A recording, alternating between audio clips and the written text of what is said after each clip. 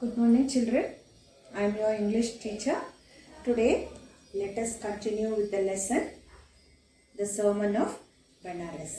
See, children, in the previous topic, we have studied who was Gautama Buddha, where did he live. After that, he married, he got a son, he left the house, then he went and sat under a peepal tree where he ought to stay to get the enlightenment. Okay. After 7 days, he renamed the tree as the Bodhi tree. All this we have studied. And at the point, he became to be known as the Buddha. The Buddha preached his first sermon at the city of Benares, mostly holy of the dipping places of the river Ganges, I have told you, children. After this, he reflects the Buddha's wisdom about one instructable kind of suffering. Kisa Gautami had an only son and he died. In her grief, she cried and the dead child to all her neighbors, asking them for medicine. And the people said, "She has lost her senses, the boy is dead." At length, Kisa Gautami met a man who replied to her request, "I cannot give the medicine for this child, but I know a physician who can," he said. And the girl said, "Pray tell me, sir, who is it?" And the man replied, "Go to Sakya Muni," that is children. Sakya Muni, that is Buddha. So Kisa Gautami repaired to the Buddha and she cried. And here the meaning repaired means went to, okay. She went to Buddha, she cried over there, and "Give me the medicine that will cure my boy," she asked. For that, the Buddha answered, "I want a handful of mustard seed." When the girl in her joy promised to procure it, Buddha added, "The mustard seed must be taken from a house where no one has lost a child, children, and a husband, parent or friend, till year had covered it." Yes. So now poor Kisa Gautami now went from house to house, and the people pitied her and said, "Here is mustard seed, take it." But when she asked, "Did a son or a daughter, a father or mother die in your family?" they answered her, "Alas, the living are few, but the dead are many.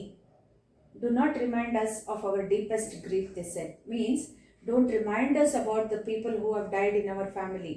And there was no house, but some beloved one had died in it. So, in every family, somebody or the other, even either great grandfather, grandmother would have died. We cannot say that nobody will be there in a house where no death is there, children, in the world. In the world I am talking. So, Kisa Gautami became weary and hopeless and sat down at the wayside watching the lights of the city. As they flickered up and they were extinguished again, at last the darkness of the night reigned everywhere, and she considered the fate of men, that their lives flicker up and are extinguished again.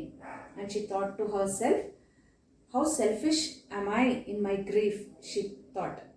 "Death is common to all, yet in this valley of dissolution there is a path that leads him to immortality who has surrendered all selfishness." The Buddha said, "The life of mortals in this world is troubled and brief and combined with pain for there." So children, here she says that she now realizes, after sitting in a street and watching the light flickering and people moving around, she thought, yes, death is common to everybody and immortality it is. Means those bound to die. Understand? And the life mortals in this world is troubled and brief and combined with pain. Mortals means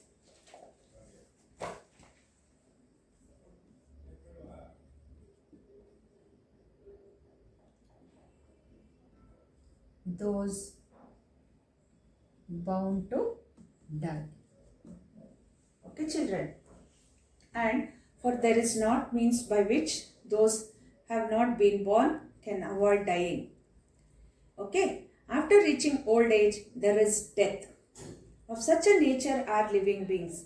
As ripe fruits are early in danger of falling, so mortals, when born, are always in danger of death.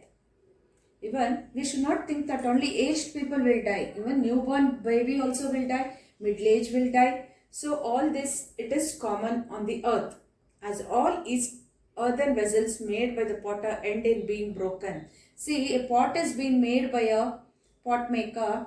At the end, any day it will break. So like that is, it is our life also, children.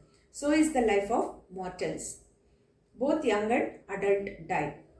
Both those who are fools and those who are wise all fall into the power of death. All are subject to death, children. Of those who overcome by death depart from life, and a father cannot save his son, nor kinsmen their relations. Mark, while relatives are looking on and lamenting deeply, one by one mortals are carried off, like an ox that is led to the slaughter. Ox, no?